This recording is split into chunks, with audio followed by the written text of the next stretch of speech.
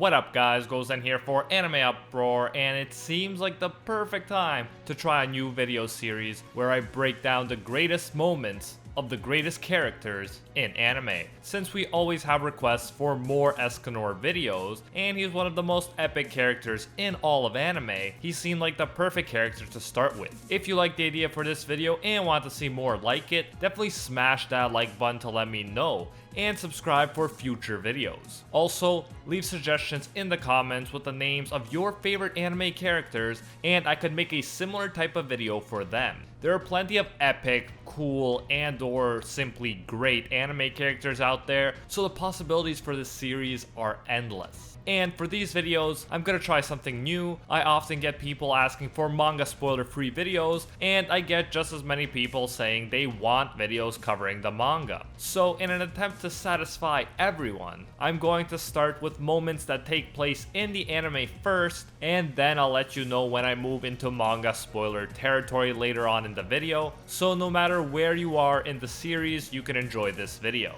Now, without further ado, let's jump into it. We might as well go chronologically, so we'll start with Escanor's first appearance in the manga. Some of you might not know about this because it wasn't animated, but it's not a spoiler. It happens before the main story and it was just a bonus manga, so it'll probably never get animated. It's a real shame that it won't get animated too, because there's plenty of Escanor epicness present within it. However, where Escanor shines most brilliantly is during his fight against the Vampire King Israf. One of the many reasons that Escanor stands out so much is because his daytime form is often directly contrasted with his weak nighttime form, which serves to further magnify daytime Escanor's greatness. Before the fight with the Vampire King, the strongest of the vampires, a 28-year-old feeble Escanor, is seen crying and feeling sorry for ever being born. Escanor runs into the Vampire King and begins running away out of fear. Israf comments that he drew the worst lot of the bunch, meaning the weakest fighter, and Escanor calls out for Meliodas to save him. All Escanor does before he begins his transformation is cower and run in fear. This is why it seems all the more epic when Escanor suddenly calms down and tells the big boss Vampire King, who has a higher power level compared to all of the other sins at this point, the following. Escanor says to Israf, "Apologize to me that you were born into my world." The complete personality change, the over 9,000 level of pride, is self-evident. He was crying, freaking out, and feeling sorry for ever being born just a second ago, and now he's calm, confident, and feels like the whole world is his domain, and that he deserves an apology if people are born into it without his consent. What makes this moment all the more epic is that the Vampire King has already positioned Escanor as the weakest of the 7 deadly sins in his mind. The weak and cowering nighttime Escanor made Israf feel great about his overwhelming power. He thinks he's got this fight in the bag, and that overconfidence makes Escanor's effortless triumph all the sweeter and all the more epic. Israf uses his full power against Escanor. He plays every card he's got, and it's all completely useless. Escanor counters Israf's darkness without moving a muscle, and not only that, he even pushes the Vampire King back in the process. The pressure of sunshine emanating from Escanor's body alone overpowers the King of Vampires. Escanor is not surprised or amused. For him, it's clear that the darkness feared him. Israf says that the idea of a king's darkness fearing a mere human is laughable, and Escanor counters with some of his most epic and prideful lines in the entire series. He says, "In this realm, kings such as yourself are as numerous as grains of sand, but I am no such thing. I am an existence unlike any other in this world, the lion's sin of pride, Lord Escanor." Escanor, with his rhetoric, positions himself above kings. He claims that in his presence, kings, who are supposed to be the highest ranking rulers in the world, are nothing more than grains of sand. They're as insignificant as dust. Thus, Escanor positions himself as infinitely superior to the rulers of entire clans, kingdoms, and races. They are even less than ants to him. And true to his word, Escanor goes on to defeat the Vampire King with less effort than it would take a human to kill an ant. He simply walks close to the king. The power emanating from him alone turns the Vampire King to ash. Escanor simply moves his lips and boom, the King of the Vampires dissolves into nothing.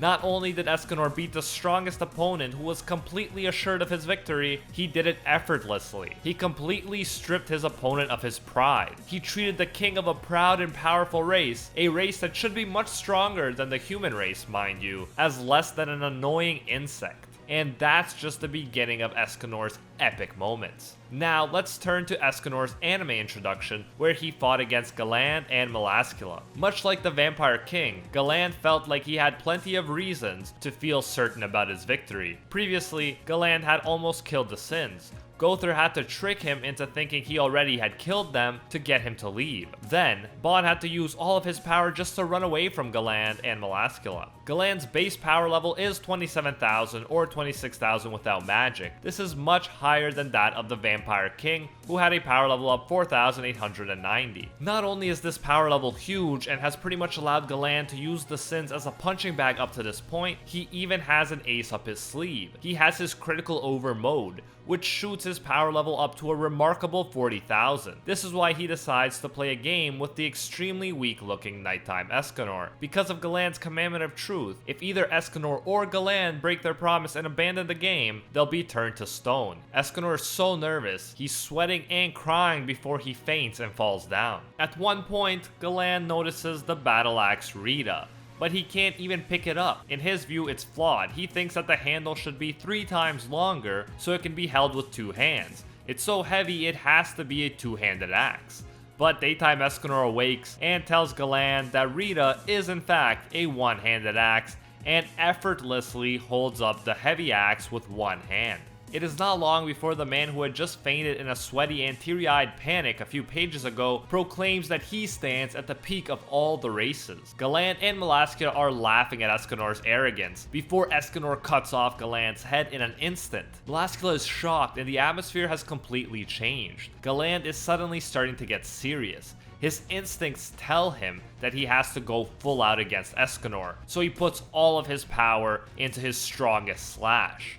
Remember, the game is meant for the players to keep exchanging attacks until one is dead. Galand just presented his most overpowered form and put all his power into this one deadly attack, and yet it is but a paper cut to Escanor. Keep in mind, this isn't even Escanor at full power. His power is getting larger by the minute as noon approaches. Melascula realizes how outmatched they are and tells Galand that they need to retreat, but the proud Galand assures her that he never goes against his word. He will finish the game and fight to the death. Then when Escanor's turn starts, he winds up for the swing. Escanor is so powerful that Galand's strongest form looks like an insect in his presence. As Escanor is about to bring the axe down, Galand of the Truth gets so scared that he turns and starts running away. His own commandment activates and turns him into a stone. Now that is epic. Escanor was so powerful that he psychologically beat Galand without even having to take a serious swing.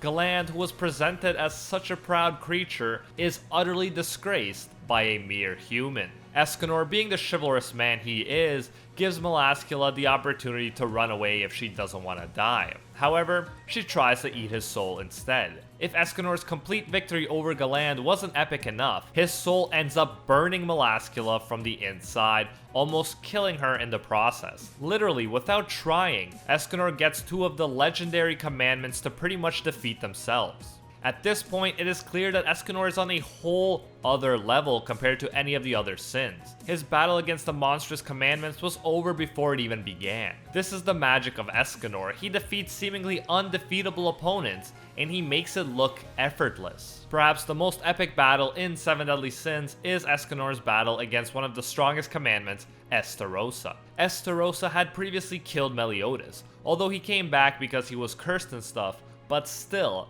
Estarossa was strong enough to do the impossible. He killed the main character of a shonen series, even if it was only temporary. He is presented as being equal to, if not stronger than Zeldris, so he's pretty much the strongest opponent that Escanor could face at this point. Does this fact intimidate Escanor? Not in the least. While most people can't even move because of Estarossa's commandment of love, which makes all people who feel hate in his presence powerless, Escanor is absolutely unaffected. In fact, he tells Estarossa that he mustn't hate him for killing Galand. Escanor is not only not scared of Estarossa, he's worried that Estarossa might not be able to give him an enjoyable fight if Estarossa gives in to his hate. Escanor quickly gets Estarossa to fall to his knees. Again, in epic Escanor fashion, Escanor cannot even acknowledge Estarossa as a serious opponent. He asks him if he dropped a coin or something. Escanor is pretty much telling Estarossa that he's not fighting seriously at all. Escanor is implying that he held back so much with his attack that there is no way that Estarossa is hurt after such a weak hit.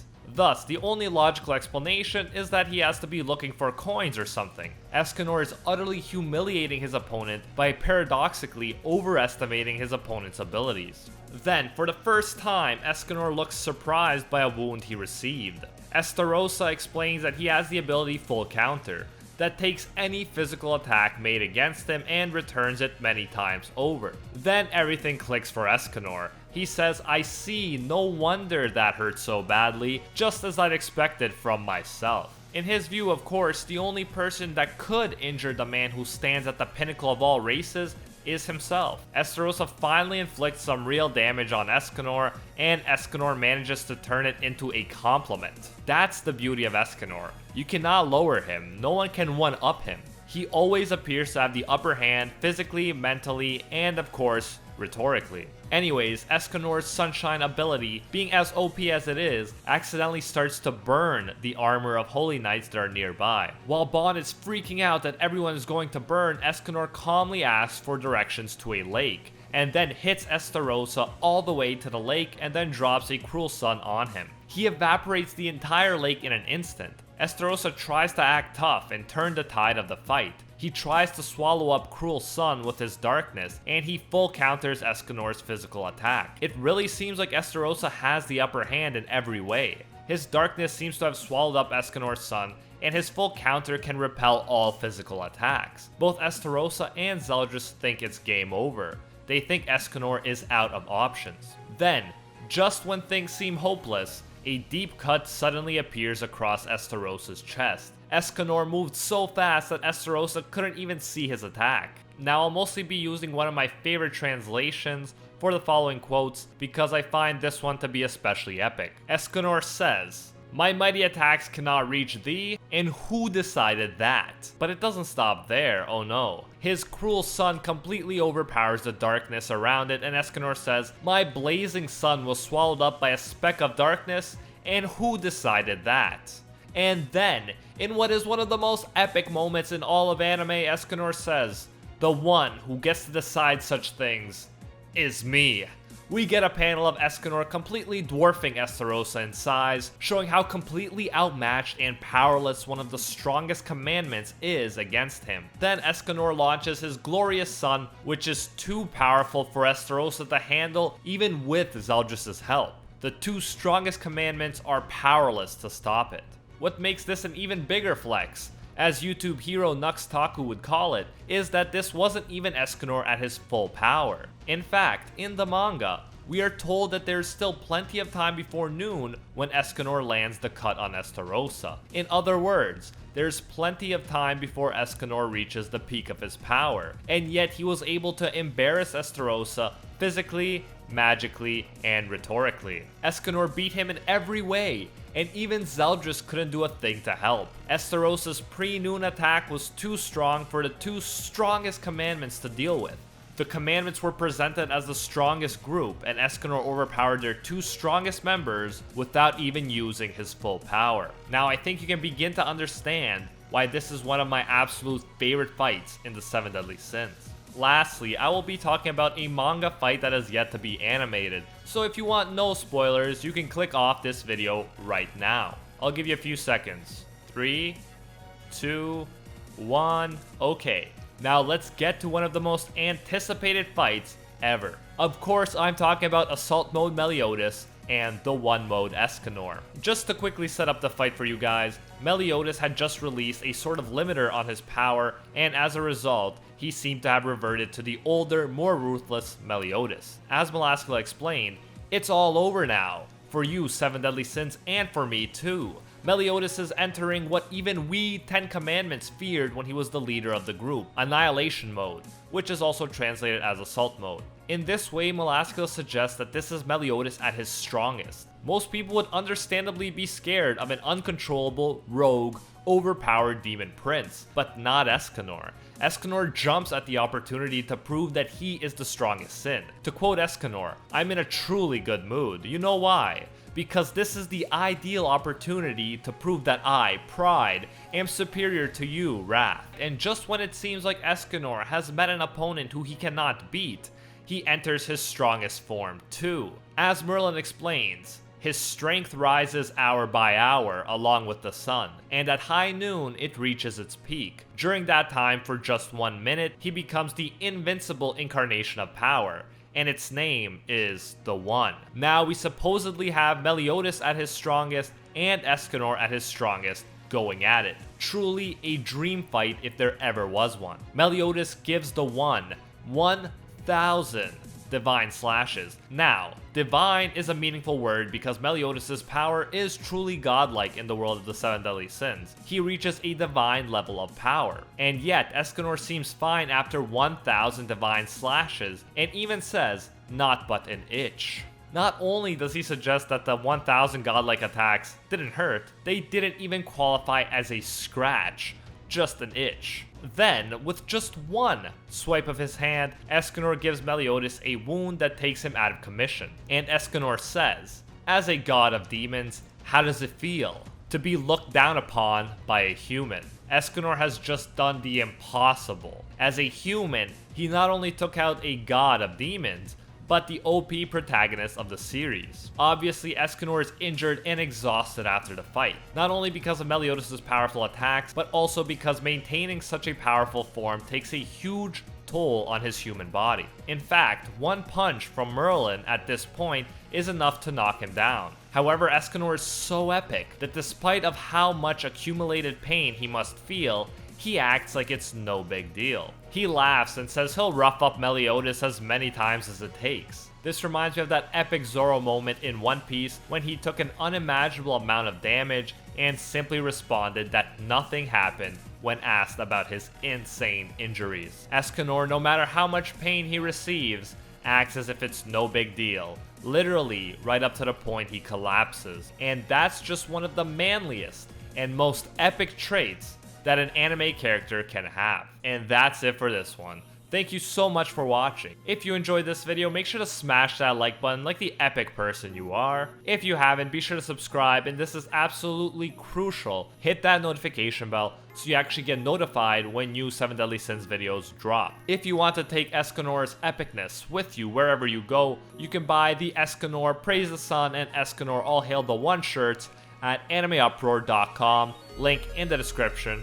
And if you like self-development and the idea of becoming the best version of yourself, definitely check out our YouTube channel, Project Uproar, link in the description, where a friend and I talk about different ways we improved our lives every week. A big thank you goes out to our patrons over on Patreon who help make videos like this one possible. I especially want to thank our Pro Hero tier patrons, the one and only Gilgamesh, Nothing But a Fan, Jason Wilson, King Zeldris, and Angel Cruz. And are the 1 tier patrons, the ones who stand atop all clans: Baby Ray, A17 FFDP, Steven Ingrata, Alolan Autem, Matty Mac 239, Makoto Kun, and Keelan. And the patrons who transcend greatness itself: Reagan Harrison and Lord Nuxanor, the chosen few who have been acknowledged by the Lord Twigo himself. If you enjoy our work, you can support more of it by going over to patreon.com/AnimeUproar and becoming a patron today for as little as $1. If you do so, you'll get your name featured in future videos alongside these epic people right here, and you'll even get access to our private patron-only Discord. So check out patreon.com/AnimeUproar, link in the description if you're interested. Anyways, thanks again for all of your support. Remember to praise the sun, and until next time, see ya, Space Cowboys.